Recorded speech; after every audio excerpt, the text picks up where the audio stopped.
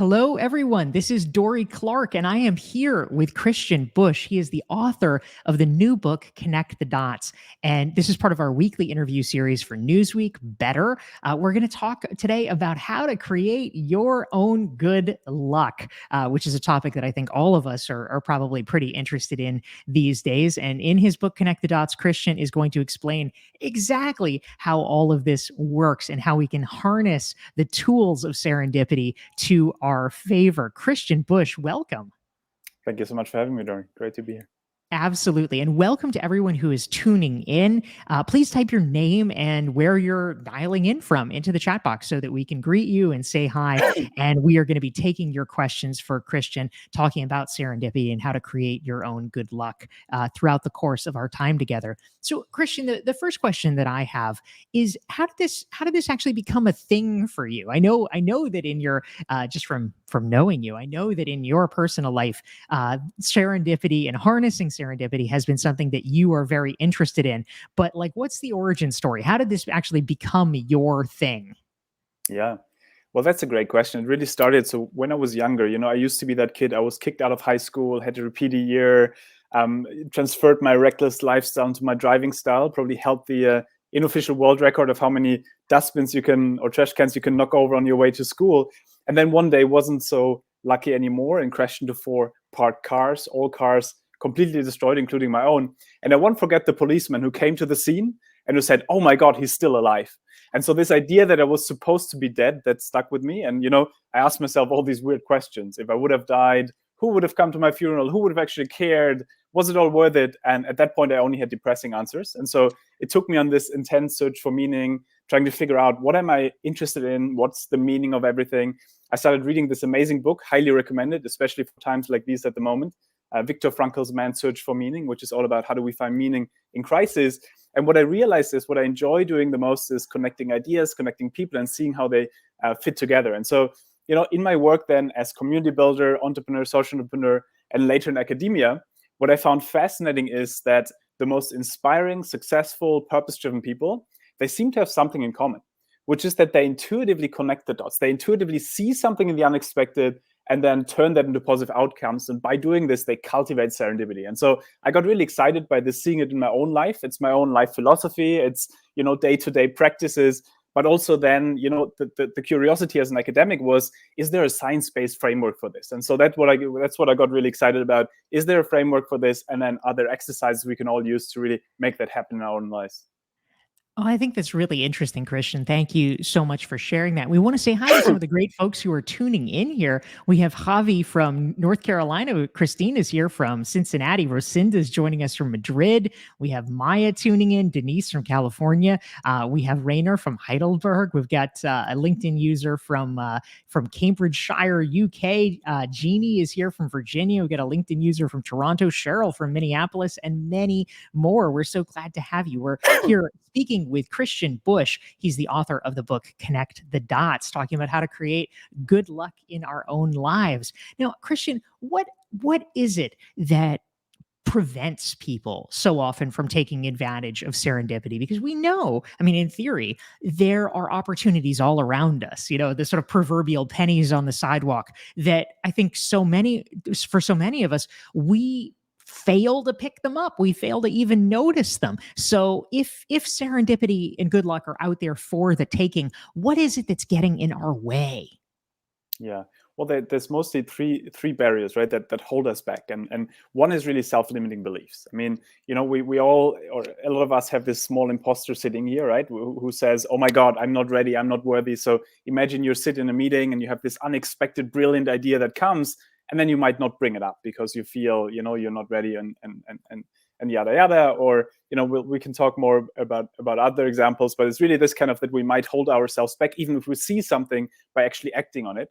The second one is really, I think a lot of times we airbrush serendipity out of our stories, even though they might be there. We all probably have taken our CV and gone to our next employer and said, "Hey, I did this and then I did this and then I did this. Yeah, or maybe you just ran into someone at a conference and they unexpectedly told you about a new opportunity and then you went with it. But by, in a way, airbrushing it out of our stories, because we think we have more control if we have it in the story, we, in a way, delegitimize it for a lot of people, especially in organizations. And I'm sure we'll talk more about this. And then the third one, which I think is the most important one, is, to your point, that we continuously underestimate how probable the improbable is, how probable the unexpected is. What do I mean by this? There's one of my favorite examples or experiments where they take people, and I'd love to ask everyone in the audience, maybe if you want to put in the chat, do you consider yourself to be a lucky or an unlucky person? Because I'll tell you in a second, but if you want to put just lucky or unlucky, I think, Dorie, you're probably relatively lucky, you consider, or where are you on that? I feel like I'm sort of in the middle. I don't consider myself unlucky because that seems like so depressing. But also I often feel like I have to sort of fight for things. I have to sort of slog for things. So I don't know. Is there a middle answer to this? Yeah, it's fascinating because it's really and Isabella says lucky, Gina lucky. That's wonderful to hear. We seem to have a very lucky room here. And the reason I'm asking this is that a lot of times what we expect to see, we start to see because then we look for it and we start seeing it. What do I mean with this? So there's an experiment, for example, where they took people who self-identify as very lucky. So people who say, good things tend to happen to me, and then people who self-identify as very unlucky. So people who say, bad things always happen to me, I'm always in accidents, and so on. And we probably all know people on this continuum from like very lucky to unlucky. And so they take one of each and they say, walk down the street, go into a coffee shop, grab a coffee, and then we'll have our interview. Now, what they don't tell them is that there's hidden cameras along the street and inside the coffee shop. There's a £5 note in front of the coffee shop. And inside the coffee shop, there's one seat next to this extremely successful businessman who can make big dreams happen. Now, the lucky person walks down the street, sees the £5 note, the money, picks it up, goes inside the shop, orders the coffee, sits next to the businessman, they have a conversation, exchange business cards, potential opportunity coming out of it.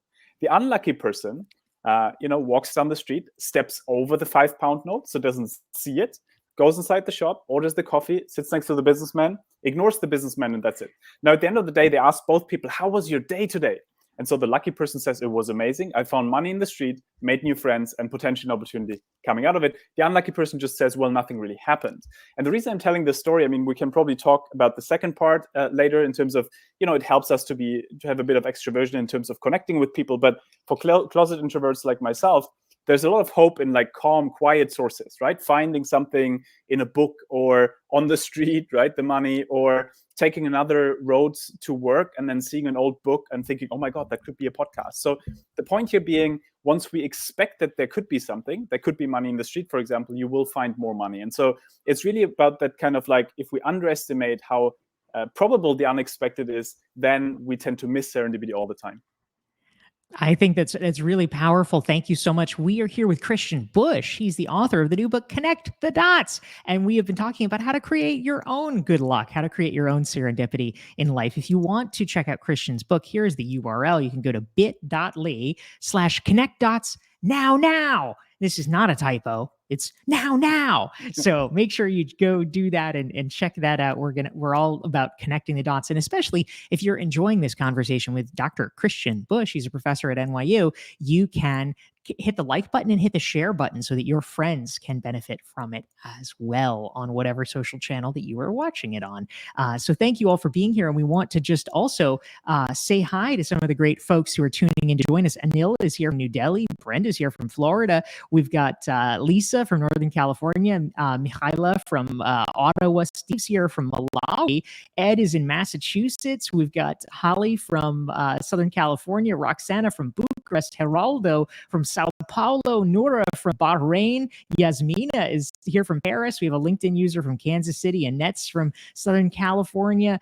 This is great. Mia's here from Chicago, and many more. We're so glad to have all of you. And we are taking your questions. Feel free to type them in the chat box for Christian Busch, author of Connect the Dots. Christian, one thing that I've been wondering about now, the pandemic, of course I understand you can probably like see it either way, but the pandemic obviously cut out our opportunities for a lot of things that we would think about as organic networking opportunities. You're not really going to conferences so much anymore. In many cases, people aren't even going out to eat, or they're not even going to coffee shops. Those were often the engines of serendipity that we all had, and they were taken away. And I heard many people say, "Oh, during the pandemic, you had to be so deliberate. You had to schedule everything. It's not like you can just bump into somebody. It's like you have to make a plan." Did that kill serendipity? What do we do about these constrained, hybrid, remote, whatever circumstances? And how can we still make our own good luck in spite of that? Yeah, it's a great question. I think there's three parts to it. One is really that idea that, what has been taken away from us, of course, is this kind of emotional connection. I mean, Dorie, I loved hanging out with you in person back in the days, right, when it was still possible to do that easily. But also now, once we reframe that, Zoom and WebEx is our own private plane, right? I can be in your living room without going through customs and like flying over to you, and then I can do that with the next person. And so essentially, it makes it potentially that we communicate with more people if we wanted to. But then second, to your point, unfortunately, all these unexpected collisions, right? So the water cooler moments, especially for younger people where if you're in a company and then every day you could run into the boss of your boss who gives you the next big opportunity, or you name it. And so those moments have been taken away in the physical space. And so I'm a big fan actually of random coffee trials, where companies essentially take people from across the company and say, hey, like, tell us when you're free. And then they randomly match them across different departments, across different hierarchy levels. And so essentially with an inspiring prompt, saying, go for half an hour digital coffee and ask each other, what's your key challenge at the moment? How can I help? And what that does is it both cultivates serendipity within the organization, but also it recreates that sense of belonging that we've lost, because we always communicate with the same people, right? Always the same 5 people we're in a team with versus the rest of the organization. But then, Laurie, the third point, Laurie, I think is the most important one, which is we can take a lot of the practices that we can do offline, online, on how we can cultivate serendipity. And so to give you one example, it's the hook strategy. It's one of my absolute favorites. The whole idea is essentially to say, how do you build memorable talking points into a conversation with your boss, with your colleague, with your uncle, with your sister, whoever it is, whatever you're interested in at the moment, so that they can connect the dots to whatever they are most interested in at the moment. And so to give an example, Ollie Barrett in London, wonderful entrepreneur. If you would ask him this dreaded "what do you do" question that puts people into boxes, he would say something like, I'm a technology entrepreneur, recently read into the philosophy of science, but what I'm really excited about is playing the piano. And so what he's doing here is he's giving you 3 potential hooks where you could be like, oh my God, such a coincidence. My sister is teaching on the philosophy of science. You should give a guest lecture. Oh my God, such a coincidence. We're hosting piano matinees. You should drop by. I'm a big fan of making a serendipity journal where we write down 2 or 3 interests we have at the moment, in my case, for example, how to bring the serendipity mindset into curricula and companies around the world, and then really building that into every conversation. You're coming 5 minutes too late to a meeting. I'm so sorry. I was just thinking about how we can get that mindset into education institution, but now I'm here and I'm excited. And so the point being, the more we can do that, the more other people can connect the dots for us. And so there's a lot of these practices that we can take virtually as well as we could physically before that. I think that's a great point, Christian. Thank you for raising that. We want to say hi to some of the great folks tuning in. Isabella's here from London. Sameh is here from Michigan. Japar is tuning in from Zurich, one of our great recognized expert friends. Brian from Medford, New Jersey. Kathy's here from St. Petersburg. We have Gabriel from Mexico. We have Ferhat from Turkey. Dilek is also from Turkey. Peter is here, I think, maybe from Germany or from Scandinavia, judging from your name, Peter. We have lots of good folks joining us. So it's a pleasure to have all of you. Again, we're here with Christian Busch. His new book is Connect the Dots. And here is the URL if you would like to check it out. Connect Dots now. Just to really hammer it home for all of you. So please type your questions for Christian into the chat box. And one, Abdallah from Saudi Arabia, he's just cutting right to the chase. Christian, he wants takeaways here. How would you encourage others to connect the dots? Give us the meat here, brother. How do we become more lucky? Inquiring minds want to know. That's a great question. So 2 practices that I'm a big fan of is, first one is really around saying, getting into the modus of whenever you have a conversation, thinking about, is there one idea I can connect this to, or one person I can introduce this person to? I think, when you look at someone like Dorie or Peter, who's here as well. Peter, great to see you here. There's this kind of automated kind of great, like, hey, no, this relates to this idea, this relates to this idea. And once you, in a way, at the beginning, it feels a bit forced, right? When you do that, when you think about, oh, do I have to connect that now to one idea or one person? But actually, the more you do it, the more it becomes a normal kind of modus of what you're doing. And then you're seeing connections everywhere, because you're like, oh my God, yes, this relates to what I just read yesterday in this book, and da, da, da. And so it's really kind of priming yourself for doing that. Another one that I think is a lot of times underestimated is the way how we ask questions, because we tend to ask these kind of questions like, what do you do, and things that put people into boxes, right? And imagine the situation where you go to a fishing village in Italy, and you meet this fisherwoman, and you ask, what do you do? And she says, I'm a fisherwoman. Well, there's not many overlaps you have, right? There's not many dots you can connect in this. Like, you might be an amazing podcast host, or an amazing professor, like Dorie at Duke, and so on. And you might not have a lot in common when you kind of look at these functional kind of things. But if you would ask her, what do you enjoy doing? Or what is it about the fishing that kind of like you enjoy the most? Whatever you ask that is a bit more open-ended, she might say something like, I love the endlessness of the sea. And you might say, wow, yeah, academia is like this. I sometimes love the endlessness, and sometimes I don't. And so the point is that the more we ask questions that allow people to really go a little bit deeper into what really motivates them and what really kind of they're interested in, the more we can then identify overlaps, because we actually have a lot in common, right? We all go through transitions. We've all lost loved ones. We've all had a collective near-death experience with COVID. We have a lot in common. But if we don't bring that up, we can't really connect those dots. And so I think there's always this kind of two-sided thing. One, for us to learn to connect the dots, but also to allow others to give us some hooks that can connect those dots. Yeah, I think the hooks is a really valuable strategy, Christian. Thank you for sharing that, because it's right. People are often looking for something desperately, like, oh, what can I say to this person? How can I connect? So I think that giving them more opportunities for it is very valuable. We're here talking with Dr. Christian Busch. He's the author of the new book, Connect the Dots. If you're enjoying this conversation, you can check out Christian's book. Here is the URL. And if you want to make sure you never miss one of our weekly LinkedIn sessions for Newsweek, just go to DorieClark.com. You can sign up for the email list, get a free self-assessment in the process, and you will get reminders about these great weekly conversations, which take place every Thursday at 9 a.m. Pacific, 12 p.m. Eastern, and 5 o'clock in London.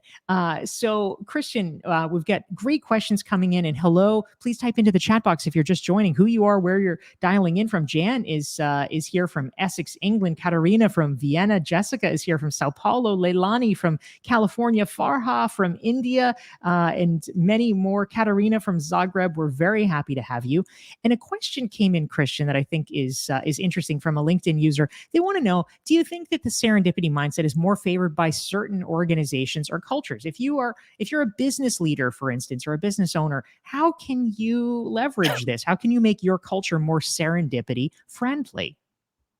That's a great question. And I think both in terms of organizational cultures and kind of national cultures, I grew up in Germany, and we love planning, we love structuring, we love kind of mapping things out, and then real life happens, and you're like, oh my God, nobody told me that there's so much ambiguity out there. And so actually, this serendipity mindset for me also has been a bit of a healing force to say, look, let me get used to how the world actually unfolds. But what I find fascinating there is really that, especially when we think about it in the organizational context, where we have that kind of tendency that we assume that planning means having control, right? So if I'm the CEO of a company, or the leader or team leader, I want to project like authority and by being able to plan and then stick to my plan, right? So I go into the boardroom and say, this is my plan, and I did exactly what I said.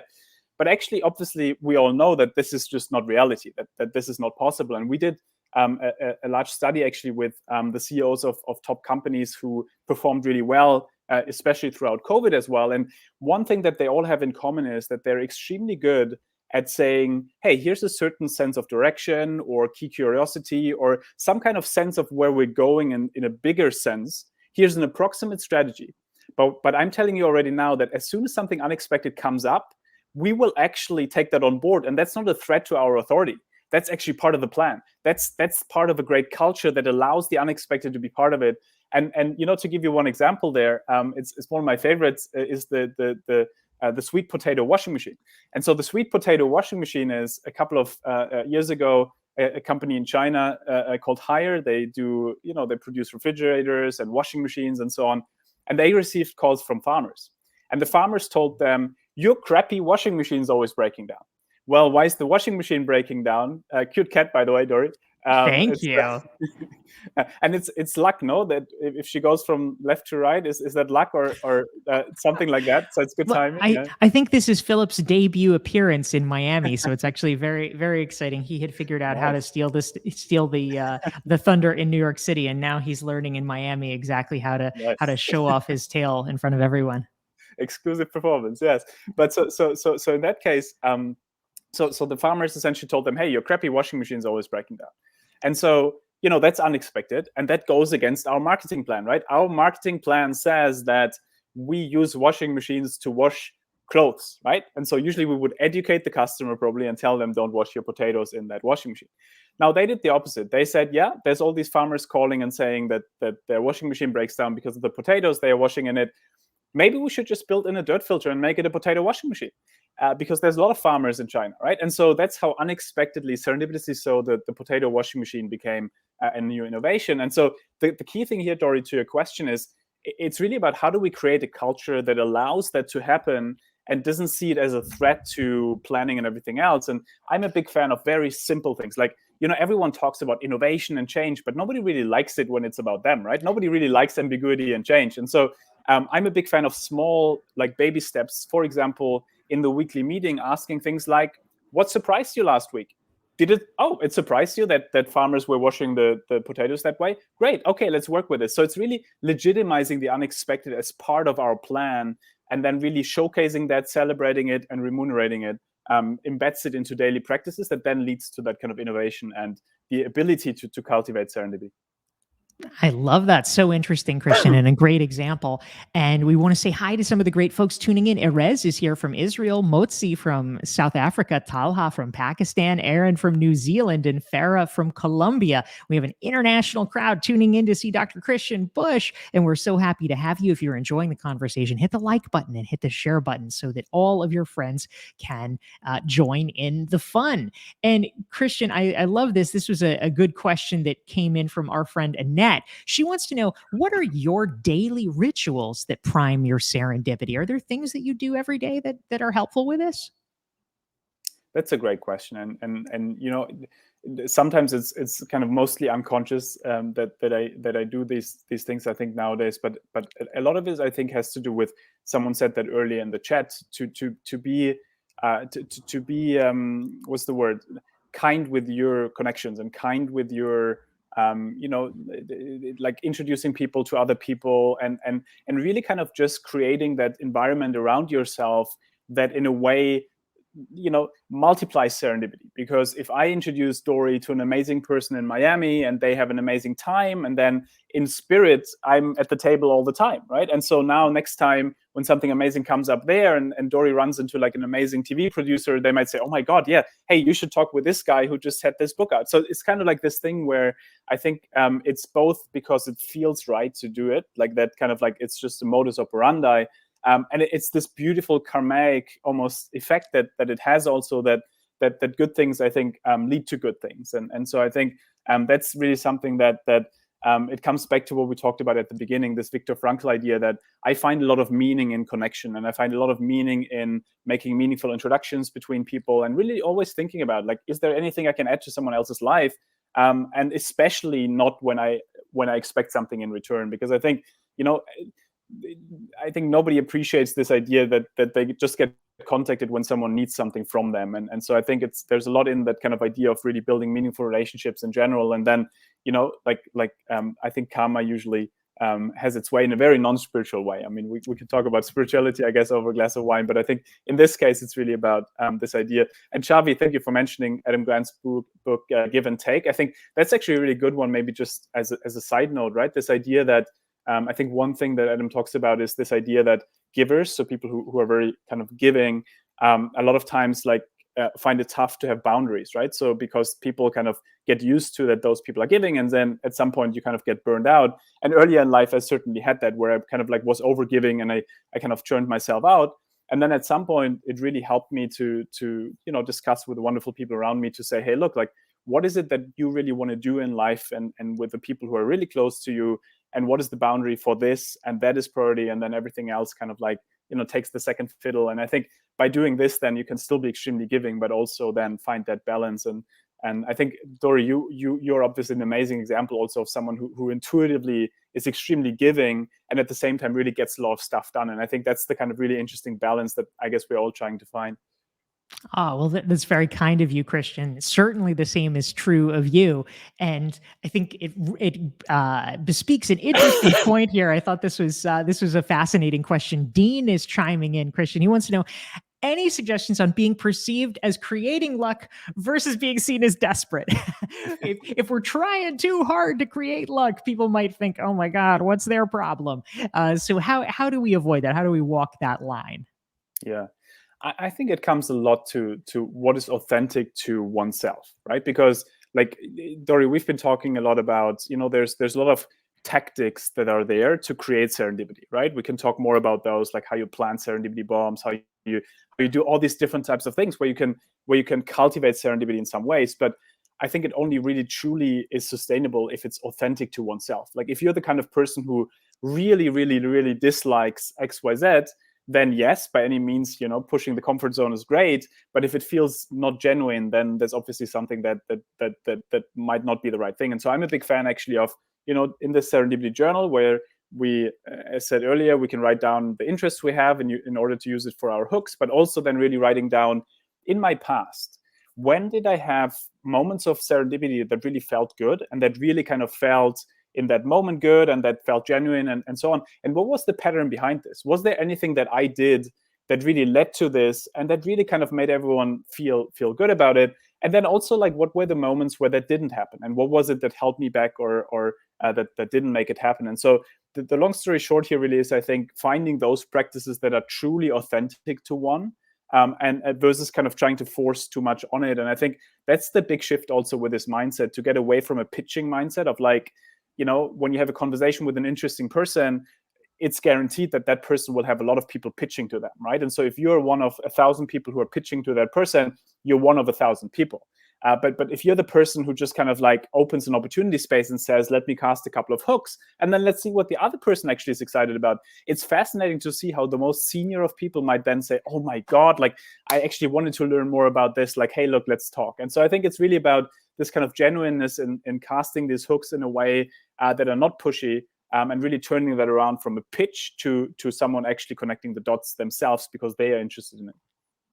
Yeah, that's a really great point, because certainly a lot of folks I know have concerns about how to reach out and build relationships with successful people of quote unquote higher status who may be hit up a lot. So I think the serendipity hooks in your strategy that you've outlined is really valuable with that. We want to say hi to some of the folks tuning in here. We have Cleo joining us from Edinburgh. We have Barbara from Norway, Adnan from Turkey, and many more. We're so glad to have all of you. We do this every Thursday, same time, 9 a.m. Pacific, noon Eastern, 5 o'clock in London. And Christian, I wanted to end with one last question. A great one came in from Maya, and she wants to know, how do you stay away from friends that are negative? They're like serendipity blockers. How do we do that without insulting them? If you've got somebody who's just like not with a program, they're dragging you down, how do you handle that so we can all bring more serendipity into our own lives? Yeah. That's a great. I mean, thanks so much, Maya. This is really interesting, and it's almost like there's two answers that pop up in my head. One is around that question of, is there anything we can do with them so that they could be kind of quote unquote uplifted in some way? So to give an example, I had a colleague in London. I used to live in London for a long time. And, when I started with serendipity mindset and ideas and yay and so on, and he was like, Christian, I love you. I love this, but like, I don't need this. Like, I'm okay. And like, but like a little bit kind of like this type of person. And then we made a deal. We said, okay, do 2 practices, for the next couple of weeks, ask questions slightly differently, cast a couple of hooks in some conversations, and then let's reconnect. And so he comes back a couple of weeks later and he's like, oh my God, Christian, I didn't know life can be so joyful. And so to me, that was really this thing where you can, I could have said nothing that would have convinced him, right? Like nothing. Like I could have pitched to him about the mindset and everything else as much as I want. But by him trying small behavioral changes and then getting into it and then almost getting addicted to it, that's when he kind of took on and latched on and did more and more and more of this. So my first kind of answer to this is almost like saying, is there something like a nudge that can be done in a kind of nice way? But if it's a given, right? And I think that's something that really can hold people back, obviously, right? Having negativity around and I think that's something that I've certainly seen also a lot in our research of those kind of people who really kind of have a lot of potential but get held back. And one approach that I've seen that I've felt is really helpful is to really think about the communities one wants to be part of that have that kind of more the positivity part, and then really spending far more time in there, and then over time in a way naturally kind of decreasing the time one spends with those kind of negativity. So it's not like a radical I won't talk with you anymore at all. It's more like, I'm so sorry, I'm really busy this week, like let's check in like in a couple of weeks. And then like, after at some point, like this kind of anyways fades away. And I think that's kind of something that I've seen work, I think, with a lot of the people around me who have had toxic relationships, to really say, look, just disembed after and then hopefully, the other person will be fine too. But again, I think the first approach always, and that's maybe the person in me that always wants to kind of understand what can we do for the other person also, it's really kind of saying, is there something we can first kind of work with the other person with to maybe bring them on the other side. But if that's not possible, then the disembedding might be the other choice.